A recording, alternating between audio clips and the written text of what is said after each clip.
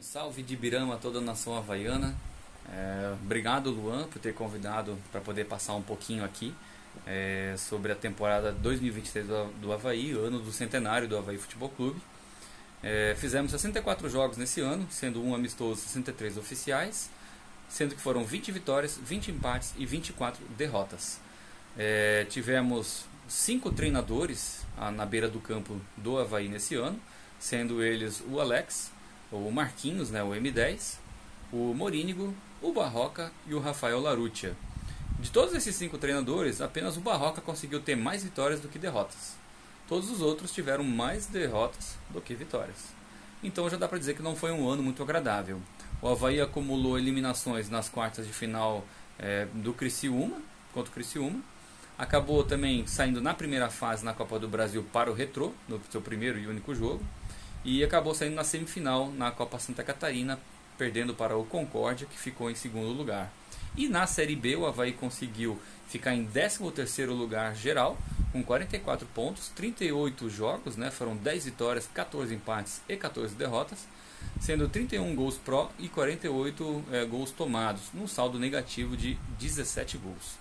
O Avaí ainda teve, além da sua pior pontuação até hoje na Série B, teve também o maior número de cartões vermelhos, algo que não é comum, algo que não mostra um equilíbrio mental da equipe como foi o ano todo. O Avaí sofreu muito desde a sua pré-temporada. Naquele amistoso contra o Operário, a gente não tinha informação nenhuma, ninguém teve informação nenhuma.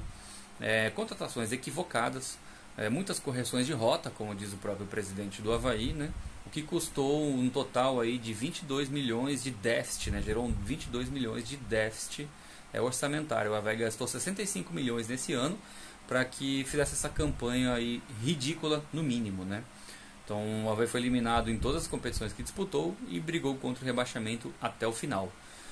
O planejamento não foi dos melhores, O Avaí treinou no campo da Polícia, um campo duro que resultou em muitas lesões. E o Avaí foi se perdendo durante a temporada.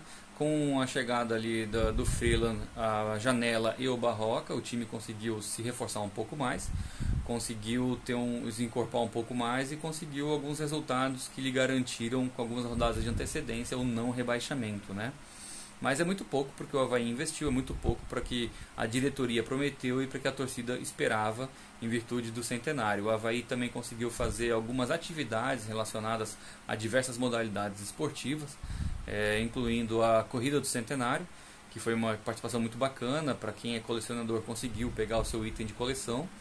E, enfim, um ano que gerou muita expectativa e poucos resultados que o Avaí acabou produzindo nesse ano. E a gente espera que daí para o próximo ano as coisas sejam diferentes. E se você quiser saber um pouco mais sobre detalhadamente o que foi a temporada 2023 do Avaí, eu convido todo mundo a entrar lá no canal do Corneta Avaí Podcast no YouTube e assistir o episódio especial sobre a pré-temporada 2023, onde o próprio Luan, com o Café Havaiano, foi convidado a falar sobre o Avaí. O Isto é Avaí, que hoje é o principal podcast havaiano, estava lá também representado pelo Felipe Leite. O Troféu Avaí estava sendo representado pelo Felipe Borges e eu estava representando o Corneta Avaí nesse episódio, onde nós falamos por mais de 2 horas sobre o que foi a temporada 2023 do Avaí, que foi muito frustrante, do início ao fim, e esperamos que a próxima temporada o Avaí consiga uma melhor sorte, já que não teremos a Copa do Brasil. Já tem conversas de que o Avaí vai fechar negativo por volta de 32 milhões, então temos que montar um time forte também pela questão da janela, para projetar um 2024 mais competitivo, que o Avaí retome aí os caminhos da Copa do Brasil em 2025 e quem sabe também consiga disputar a Série A em 2025. Por hoje era isso, muito obrigado, Luan, um abraço para todo mundo da audiência e até a próxima. Tchau, tchau. Fala pessoal, tudo certo? Angélica Albuquerque aqui e hoje eu vim falar pra vocês um pouquinho sobre como foi a temporada 2023 do Concórdia Atlético Clube, também conhecido como Galo do Oeste. Bom, vou começar situando um pouquinho sobre o que é o Concórdia.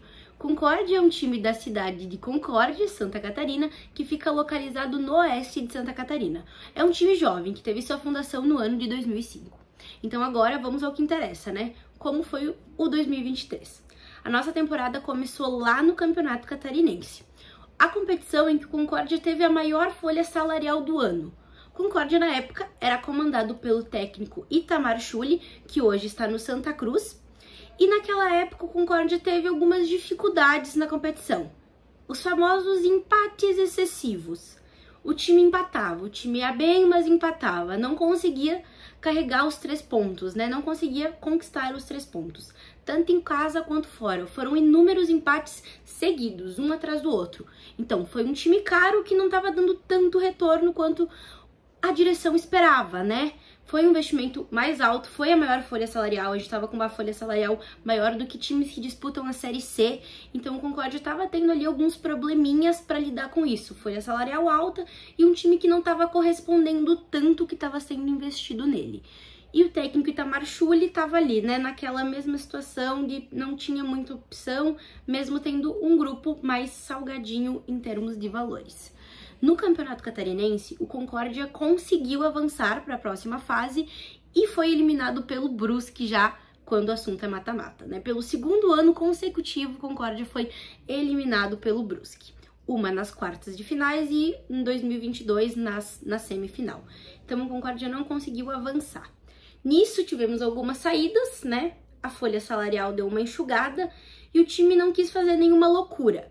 Montou um time mais barato para disputar a Série D e esperava que esse time desse um resultado melhor. Ainda comandado por Itamar Schulli, o time até apresentou bons resultados na fase de grupos da Série D, né? O Concórdia que estava no grupo 8, que tinha alguns times de Santa Catarina, Ercílio Luz, Camboriú, alguns times aí de Santa Catarina que estavam disputando junto com ele essa Série D. Mas infelizmente o Concórdia também pecou quando o assunto é empate. Mas esses empates são algo que dói um pouquinho no coração do torcedor do Concórdia quando a gente toca nesse assunto. Porque foram empates cruéis. Não tem outro termo para eu definir esses empates que o Concórdia sofreu na Série D. O time saía na frente, o time jogava bem. No último minuto, ao apagar das luzes, o time tomava o empate. É algo que machuca, é algo que traumatizou torcedor do Concórdia, que até na Copa Santa Catarina, que eu vou falar daqui a pouquinho, toda vez que o Concórdia fazia um gol, a torcida implorava pela uma ampliação no placar, porque 1-0 não era um resultado seguro para o Concórdia, e a torcida, como já disse, estava traumatizada com o que aconteceu na Série D.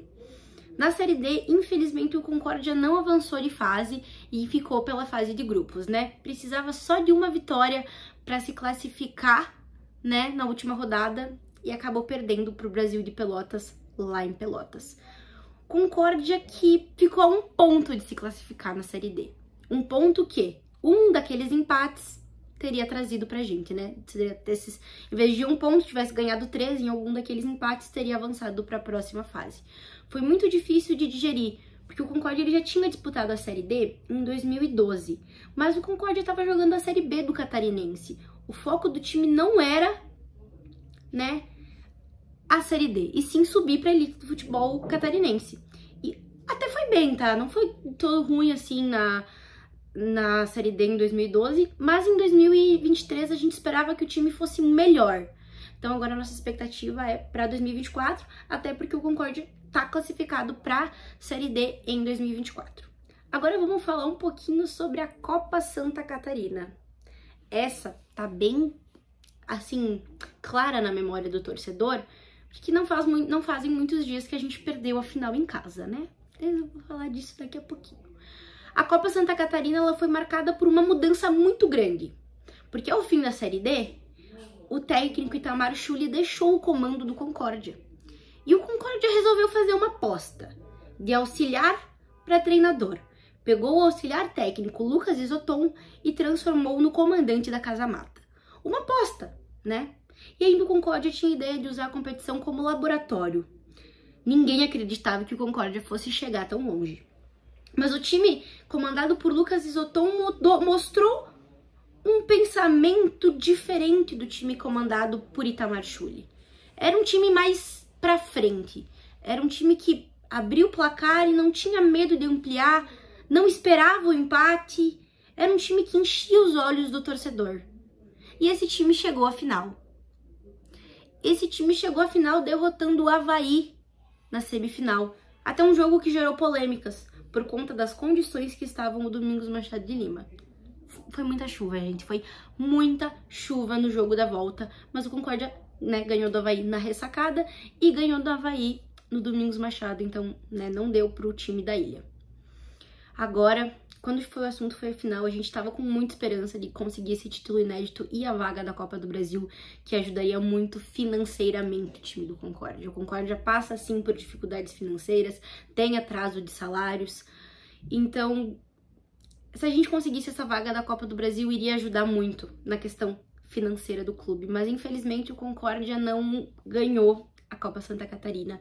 Aí eu tenho algumas opiniões pessoais minhas que eu penso que o time precisa de um jogador mais experiente. O time é muito bom. O time que disputou a Copa Santa Catarina era um time muito bom. Mas ele faltava um jogador mais experiente. O Silas puxava a frente, ele era o craque. Rodriguinho também jogou muita bola na Copa Santa Catarina. Mas faltava alguém como o Juninho Tardelli, que chega na hora da decisão, ele pega o jogo, coloca embaixo do braço e a taça é nossa. Infelizmente não deu pro Concórdia. Mas então, foi isso, foi um breve resumo sobre o Concórdia na temporada 2023. Espero que vocês tenham gostado e entendido um pouquinho de como foi o nosso ano. Até mais, tchau, tchau! Fala galera do canal Café com Gols. Sou o Luiz, do canal Bancada Alvinegra. O Luan me convidou para vir aqui falar um pouco da temporada do Figueirense 2023, projetar um pouquinho de 2024. Primeiro, eu queria agradecer ele, né, pelo convite. É sempre muito maneiro poder falar de Figueirense. A gente sempre fica muito feliz quando isso acontece. Apesar de já começando a falar do time, 2023 o Figueirense foi muito abaixo. Até muito abaixo, me refiro às expectativas da torcida, porque, querendo ou não, o Figueirense aí batendo na Série C há alguns anos já. E sempre com muita dificuldade. Todo mundo sabe que o Figueirense tem uma dificuldade financeira enorme por conta da dívida que acumula e de outras gestões, enfim, e acaba sempre esbarrando nessa questão. Esse ano não foi diferente, mas existia uma certa expectativa, porque em 2022 a gente quase subiu, a gente ficou literalmente por um gol de subir, e se esperava que em 2023 pelo menos repetisse e batesse ali na segunda fase e acabasse brigando. Não aconteceu isso, a gente foi, já adiantando, né? A gente foi eliminado na primeira fase da Série C e correu um risco sério até a última rodada. Eu diria até o último minuto do campeonato de ser rebaixado para a Série D. Fez um catarinense pífio, o catarinense é muito ruim. A gente quase não classifica para o mata-mata. A gente classifica para o mata-mata na última rodada porque o Concórdia, se eu não me engano, ganhou do Joinville, a gente perdeu para o Luz, que acabou classificando. No primeiro mata-mata a gente cai para esse Luz, perdendo o jogo no Scarpelli, e aí empata lá e acaba eliminado. Mas campanha ruim. Como eu falei anteriormente, deve ser muito abaixo. O mínimo que o Figueirense tinha que fazer era uma classificação para a segunda fase, tinha que brigar. E aí, para fechar o ano da pior forma possível, uma Copa SC, que esse ano tinha um peso maior.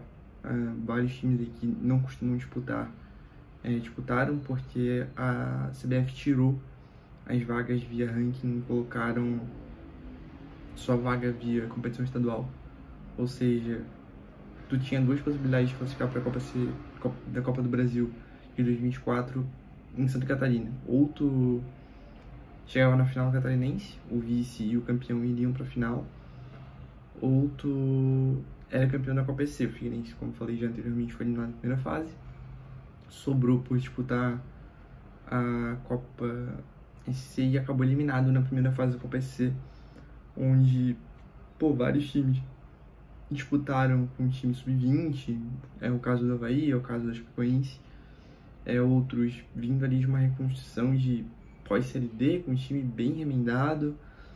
O caso do Exílio, o caso do Marcílio, que acabou saindo campeão. O Figueirense estava com um time, praticamente o time que jogou a Série C, com um ou outro jogador diferente. O França acabou saindo, que acho que foi o grande destaque do Figueirense nessa temporada, mas ele acabou saindo, não disputou a Copa SC, mas mesmo assim A gente tinha a base do time ali, ainda vieram alguns reforços, veio o Diego Guerra, que dentre os zagueiros ali acabou se destacando um pouquinho, veio o Renan Siqueira, que é melhor que os laterais que disputaram na Série C.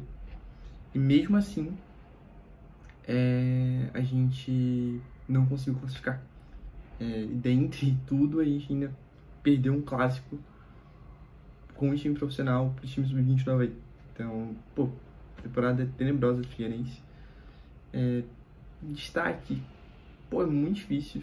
Talvez o menino Renan Bernabé, que subiu da base, conseguiu fazer alguns gols no primeiro ano dele como profissional.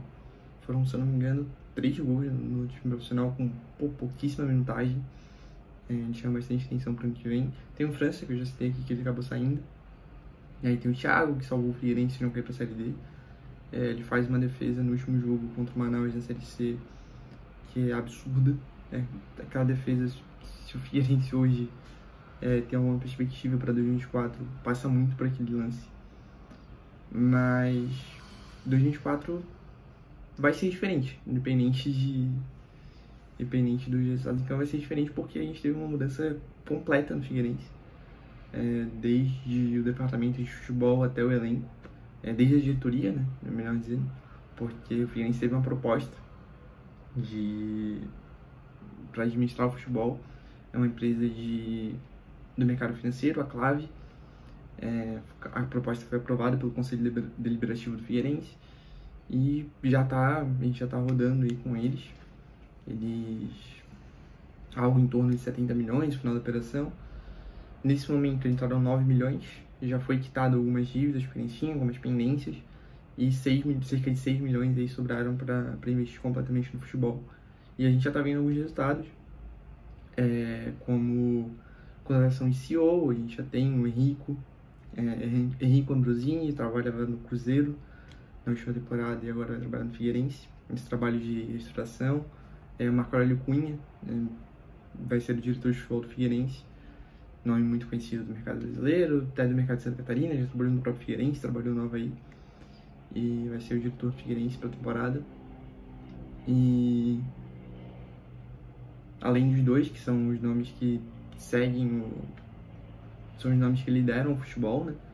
A gente vai ter também no elenco, de fato, a gente tem várias mudanças. Para técnico, para 2024, a gente vai ter o técnico João Bursi. Ele tem muita experiência em categoria de base. Profissional, ele trabalhou pouco tempo. Ele teve um trabalho bem longevo 2 anos no Cianorte.